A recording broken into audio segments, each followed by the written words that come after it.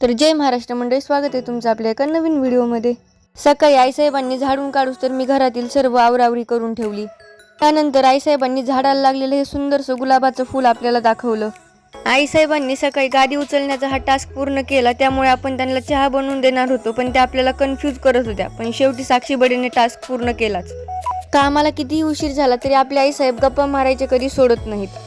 जेवण केलं, तयार झाले आणि अभ्यास करण्याच्या हेतूने बॅगमध्ये खूप सारे पुस्तकं भरले, घराला कुलूप लावलं आणि मी गेले हॉस्पिटलला।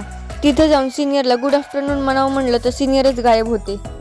ड्युटी स्टाफ करून ओव्हर घेतला, पण एवढ्या मोठ्या फाईल बघितल्या की आपण हॉस्पिटलमध्ये कमी आणि कॉर्पोरेट ऑफिसमध्ये काम करतो की काय असंच जास्त वाटायला लागतं।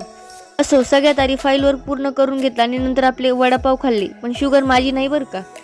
संध्याकाळी सर्वात आधी शिद्दत केसात सर्व पेशंटचे जुसेस घोळ मिळके बनवल्यानंतर सर्व पेशंटला डोसेस लावून घेतले आणि नंतर पुढचा ड्युटी स्टाफ कधी येतो हे बघत बघत अंधारच होऊन गेला, पण आपला ड्युटी स्टाफ तर झोपेतून अजून उठलेलाच नव्हता।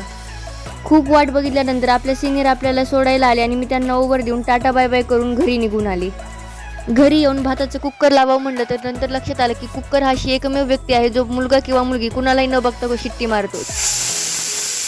मला अर्धवट राग आल्याने माझी चपाती सुद्धा अर्धवटच फुगली होती। भेटूया पुढच्या व्हिडिओमध्ये, तोपर्यंत खा प्या आणि मस्त रहा। व्हिडिओ आवडल्यास लाईक, शेअर आणि सबस्क्राईब नक्की करा। मनापासून धन्यवाद।